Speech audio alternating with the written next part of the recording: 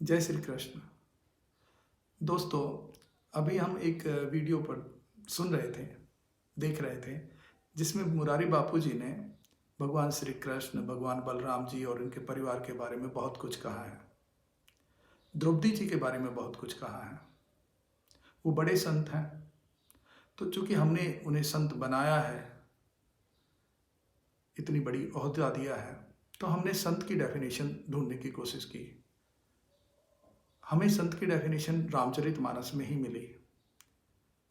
रामचरितमानस कहती है, निंदा स्तुति उभय सम ममता मम पद कंच। संत को ऐसा होना चाहिए। और इस वीडियो में सीधी सीधी निंदा की जा रही है। भगवान श्री कृष्ण की निंदा है, बलराम जी की निंदा है। रामचरितमानस ही कहती है, सबहि मान प्रद आप अमानी। ये संत की डेफिनेशन है। लेकिन वो कह रहे हैं कि ऐसा बहुत कुछ है जो मैं नहीं कहना चाहता, कहना नहीं चाहिए। सीधा सीधा अपमान है उन आत्माओं का जो आज से कोई 10,000 साल पहले हुए। रामचरितमानस कहती है, समदम नियम नीत नहीं डोलही, परस वचन कब हूं न बोलही। इससे ज्यादा परस वचन होगा क्या, कठोर वचन होगा क्या। ए सब लक्षण बसहु जाऊर, ते जानी ये संत सततपुर। ये डेफिनेशन है, जिसकी नीति ना डोलती हो। बापू जी तो कभी मुशायरों में मिलते हैं, कभी कवि सम्मेलन में मिलते हैं, कभी कहते हैं कि वो बड़ा है। क्या है ये? उनकी तो नीति डोली हुई है। मैं ये नहीं कहता कि मुशायरों में मत जाइए, मैं ये भी नहीं कहता कि आप कवि सम्मेलन में नहीं जाइए। मैं भी जाता हूँ, मुझे भी जाना चाहिए। मैं एक साधारण आदमी हूँ, मैं संत नहीं हूँ। लेकिन अगर मैं संत हूँ तो मुझे इस डेफिनेशन में खरा उतरना होगा। मुरारी बापू जी संत हैं, दिव्य आत्मा है, महान आत्मा है, मैं भी मानता हूँ।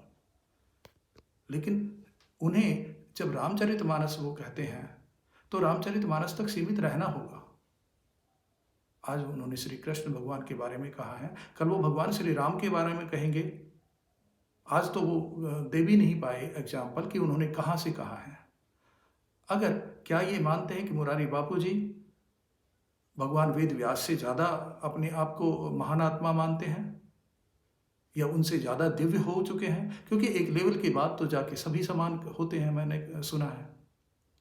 चाहे वेद व्यास जी हो, चाहे भगवान कृष्ण हो, चाहे भगवान राम हो, बुद्ध हो, महावीर हो, रमन हो, रामकृष्ण परमहंस हो, विवेकानंद हो, सारी की सारी दिव्य आत्मा है, एक समान तल पर है। तो अगर उस तल पर मुरारी बापू जी पहुंच गए हैं तो बात अलग है। भगवान वेदव्यास भी जानते होंगे भगवान कृष्ण के बारे में, बलराम जी के बारे में। उन्होंने नहीं लिखा। जब उन्होंने नहीं लिखा, और भगवान कृष्ण को हम जानते किससे हैं? महाभारत से। जो गीता निकाली किसने? जगत गुरु शंकराचार्य ने। जब महाभारत में उनके बारे में नहीं लिखा, जीवन के बारे में, तो क्या जरूरत है उन चीजों को लिखने की?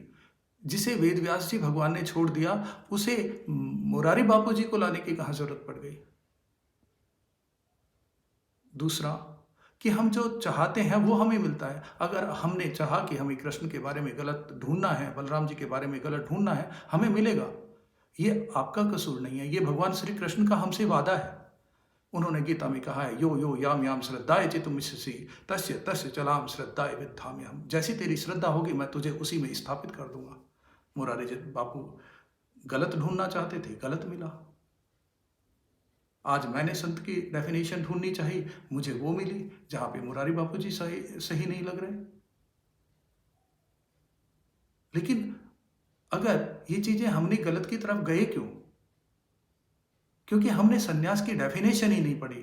गीता कहती है, कर्मणा काम्या नाम कर्मणा न्यास संन्यास। कामना और कर्म जहां पर दोनों पृथक हो जाए, आपके जो कर्म हैं वो कामनाओं से अटैचमेंट छूट जाए, तो संन्यास। और जब ऐसी स्थिति आएगी तो आप महर्षि रमण हो जाएंगे, महर्षि आप भगवान रामकृष्ण परमहंस हो जाएंगे। आपको फिर कवि सम्मेलनों में जाने की जरूरत नहीं पड़ेगी, आपको किसी स्टेज की जरूरत नहीं पड़ेगी। आप कहते हैं कि शराब पी जाती थी, पूरा यूरोप शराब पीता है। क्या यूरोप में कोई दिव्य आत्माएं नहीं हुई? क्या ईसा मसीह कोई दिव्य आत्मा नहीं थे? क्या हुआ पीते थे तुम? कल आप कहोगे कि मांसाहार गलत है और मांसाहार जो करता है वो तो सन्यासी नहीं है, उसका तो जीवन दुखी है। तो फिर हमें बहुत मुश्किल होगा रामकृष्ण परमहंस को भगवान कहना। जिस चीज को तुलसीदास जी ने छोड़ दिया, उन्होंने उत्तरकांड नहीं लिखा क्योंकि समाज को उसकी जरूरत नहीं थी। आप कल उठा करके उत्तरकांड की 2 लाइनें कहेंगे और राम जी के, भगवान राम के बारे में कुछ भी कहेंगे, माँ सीता के बारे में कुछ भी कहेंगे। ये किसी संत को, ठीक है आप कुछ भी कह सकते हैं, देश स्वतंत्र है, स्वतंत्रता का अधिकार आपके पास है, लेकिन आपको एक बेसिक चीज भी समझनी होगी जो गीता में श्री कृष्ण ने कहा है, यदा यत चरति श्रेष्ठस् तत् देवेन तरो जना। हम जैसे साधारण लोग आपको फॉलो करते हैं, आपकी जिम्मेदारी हमसे कहीं अधिक है, हम स्वतंत्र हैं कुछ भी कहने के लिए, लेकिन आप श्रेष्ठ पुरुषों में गिने जाते हैं इस देश के में। आपको वो स्वतंत्रता नहीं है, आपने खुद बंधन क्रिएट किए हैं, हमारी तरह साधारण आदमी रहते। आपके लिए भगवान कृष्ण के ये वक्तव्य ज्यादा अनुकूल हैं, मम व्रत मान वर्तन्ते मनुष्य पार्थ सरुस है। आपको सिर्फ वही बोलने का अधिकार है जिससे हमें लाइट मिले, जिसे हमें मुक्ति का मार्ग मिले। आप कहते हैं कि श्री कृष्ण भगवान स्वर्गारोहण कर गए, श्री कृष्ण भगवान और स्वर्गारोहण को तो सीधा सीधा स्वर्ग को तो भगवान अष्टावक्र कहते हैं, स्वर्ग नर्क बंध मोक्ष भयम तथा किमत कार्य चिदात्मन है। तुम्हें इनसे लेना देना क्या है? ये तो सारी की सारी कल्पनाएं हैं, कल्पना मात्र एवे, ये कल्पनाएं मात्र है। आप कहते हैं कि भगवान कृष्ण धर्म की स्थापना नहीं कर पाए द्वारिका में, उन्होंने सीधे सीधे कहा है धर्म संस्थापनार्थाय संभवामि युगे युगे, मैं धर्म की स्थापना करने बार बार आऊंगा। लेकिन जिस धर्म की आप बात करते हैं वो कृष्ण का धर्म नहीं है। आप उस धर्म की बात कर रहे हैं कि हमारा कोई सैनिक पाकिस्तान के बॉर्डर पर है और वो गोलियां चला रहा है, चाइना के बॉर्डर पर है गोलियां चला रहा है, उसका धर्म है, नैतिक धर्म है, उसका सामाजिक धर्म है, उसका देश का धर्म है, उसे चलानी होगी। हमारे लिए वो धर्मात्मा है, लेकिन पाकिस्तान और चाइनियों के लिए वो अधर्म है। जो धर्म लोकेशन से बदल जाए, जो धर्म समय से बदल जाए, जो धर्म व्यक्तियों से बदल जाए, वो धर्म नहीं होता। वो धर्म नहीं है जिसकी कृष्ण बात करते हैं। कृष्ण आध्यात्म की बात कर रहे हैं, आप धारणाओं के धर्म की बात कर रहे हैं, धारणायात धर्म, जो धारणाएं से बने वो धर्म। देश बंध चित्त से धारणा, और जहां पर आपके शरीर को आपकी चेतना से बांध दिया जाए वो धारणा होती है। आपका जहां कंसंट्रेशन हो जाए वो धारणा होती है आपकी। इनसे तो मुक्ति की बात करते हैं कृष्ण बात ही नहीं करते। अब आप कृष्ण को अपनी इन डेफिनेशंस में डालेंगे तो क्या निकलेगा? सीधा स्टैटिक्स का टूल है, कोई भी डेटा डालो रिजल्ट तो निकलेगा। आप तो वो काम कर रहे हैं, ऐसा नहीं होना चाहिए। भगवान श्री कृष्ण ने जिस धर्म की आप बात कर रहे हैं उसके लिए तो सीधा सीधा कहा है, सर्वधर्मन परित्यज्य माम एकम शरणम व्रज अहम त्वा सर्व पापेभ्याम मोक्ष मयासि मा शुच्य। मेरी शरण में आ जा। मेरी शरण का मतलब श्री कृष्ण भगवान नहीं कह रहे कि आज 10,000 साल बैक जाओ और उन कृष्ण की शरण में आओ, सीधा सीधा कह रहे हैं तू अपनी शरण में आ जा। कह रहे हो भगवान कृष्ण क्षमा मांगना चाहते थे, द्रौपदी से क्षमा मांगना चाहते थे, सत्यमा भामावती से क्षमा मांगना चाहते थे। क्षमा कौन सा बुरा है? भगवान अष्टावक्र तो कहते हैं क्षमा जय जर्व दया तो सम सत्यम पीयूष वद भज, अमृत की तरह पी जा। अगर तुम इन चीजों को जिसमें क्षमा को सबसे पहला स्थान दिया है तो आप मुक्त ही नहीं हो सकते। भगवान कृष्ण जिसकी बात कर रहे हैं वो शिव पुराण में लिखा है, मोक्षस्य ने ही वासी अस्ति ना ग्रामंत्र व भुवान अज्ञान हृदय ग्रंथि नासो मोक्षस्य इति स्मृत है। यहीं पर मोक्ष है। वो तो बात ही नहीं कर रहे उस धर्म की जिसकी आप बात कर रहे हो, और उस धर्म को जिसकी कृष्ण बात कर रहे हैं उसने गीता दी। वही गीता हमारे स्वतंत्रता आंदोलन का बहुत बड़ा हथियार बनी। भगवान कृष्ण कहते हैं, भगवान कृष्ण के बारे में गांधी जी कहते हैं कि उन्होंने गीता को से उन्होंने बहुत लाइट ली है। लोकमान्य बाल गंगाधर तिलक कहते हैं कि मुझे गीता से प्रेरणा मिलती है। इतने सालों बाद जो दिव्य आत्मा आज भी हमारा मार्गदर्शन कर रहे हैं, उसके लिए कह रहे हैं कि द्वारिका में धर्म स्थापना नहीं हुई। गलती उनकी नहीं है। वो जो भी बात कहते हैं, जब भी कहते हैं, रोते रोते कहते हैं। रोना हमारा हथियार है। हम अपने आप को नहलाते हैं रो करके। हम आपको अपने आप को पूरी ऊर्जा देते हैं रो करके। उन्हें तो कहना चाहिए योग कर्म सुकौशलम। क्यों नहीं गीता का कहते, क्यों नहीं अपने मंचों से कहते कि जो आप कर्म कुशलता से कर दे, परफेक्शन से कर दे, वही योग है। नहीं कहेंगे आप रो करके कहेंगे, हमारे इस इमोशंस को उभारेंगे।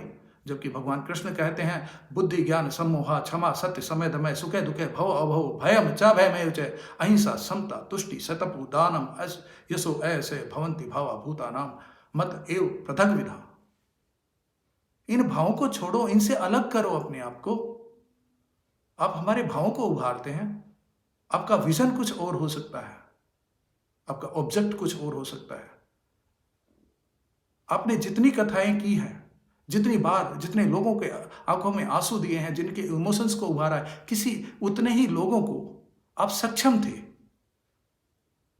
आप कृष्ण की भाषा में अगर उनको समझा देते कि कुशलता से अपना कार्य करो, वो स्वयं योग हो जाएगा, वो स्वयं भक्ति हो जाएगी।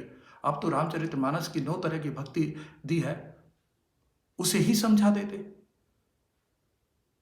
उसमें भी 2 को तोड़ने को मना किया है, 2 में चीजों को बांटने से मना किया है। लेकिन नहीं, आप हमारे इमोशंस को उभारते हैं, क्योंकि वो उससे ही के कारण ही आप बार बार मंच पे आ सकते हैं।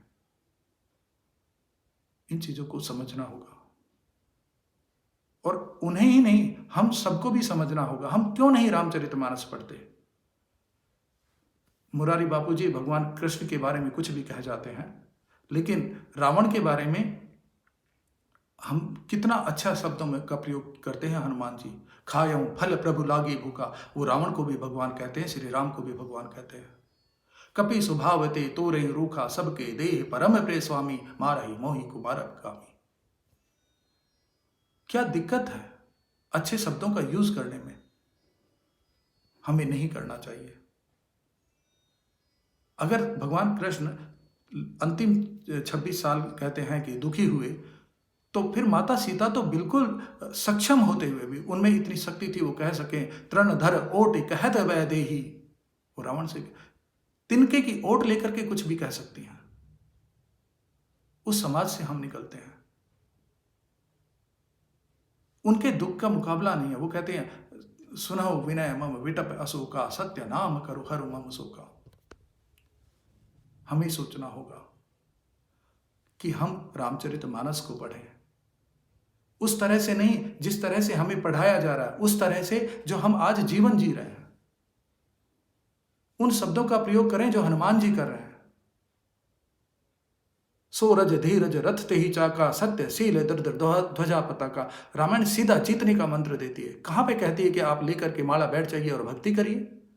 नहीं, श्री कृष्ण श्री राम सिर्फ कर्म की डेफिनेशन देते हैं। कर्म करिए, कर्म योग को बताते हैं, जिससे हम आगे बढ़ें, देश आगे बढ़े, समाज आगे बढ़े। हमें बताया जाता है भक्ति करो। भक्ति अपने आप में कर्म भक्ति है, ये क्यों नहीं बताया जाता? आधा सत्य हमें दिया जाता है। उचित होगा कि हम गीता पढ़ें। गीता में सीधा सीधा लिखा है। पहले जो 6 चैप्टर है, कृष्ण बताते हैं अर्जुन तू है, ये है, आत्मा अलग है, तू अलग है, शरीर अलग है। आप अपने आप को अर्जुन की तरह रखिए। अगले 7 से 12 चैप्टर में बताते हैं कि मैं कौन हूं, कृष्ण कौन है, ब्रह्म कौन है। वो हमें ऑब्जेक्ट देते हैं, गोल देते हैं, विजन देते हैं कि आपको यहां तक पहुंचना चाहिए। और अंतिम 6 चैप्टर 13 से 18 में वो रास्ता देते हैं, प्रक्रिया देते हैं कि कैसे उस गोल को अचीव किया जाए। दोस्तों, गीता को पढ़िए, रामचरितमानस को पढ़िए, और इन जैसे श्रेष्ठ पुरुषों को नमन करिए। लेकिन जो कुछ सुनते हो, जो इनके एक्शन है, रोना है, इनके जो शब्द हैं, उनको ठीक उसी प्रकार से अपने आप को अलग कर दीजिए। वेदों में से समय आया तो पूरे वेद हम आगे लेकर के नहीं आए, हम उपनिषद को लेके आए, क्योंकि तत्समय की वो जरूरत थी। हमने छोड़ा, बहुत कुछ छोड़ा वेदों में। जब उपनिषद आगे आए तो जगत गुरु शंकराचार्य जी ने पूरे उपनिषद को नहीं लिया, गीता को निकाला, कुछ उपनिषद को लिया, क्योंकि उस समय की वो जरूरत थी। आज के समय की जरूरत है हम गीता पर रहें, बाकी चीजों को छोड़े। कृष्ण की पर्सनल लाइफ में क्या है, वो तो हमारा जो आज का राजनेता है वो भी उस लाइफ में नहीं झांकता कि दूसरा राजनेता क्या कर रहा है।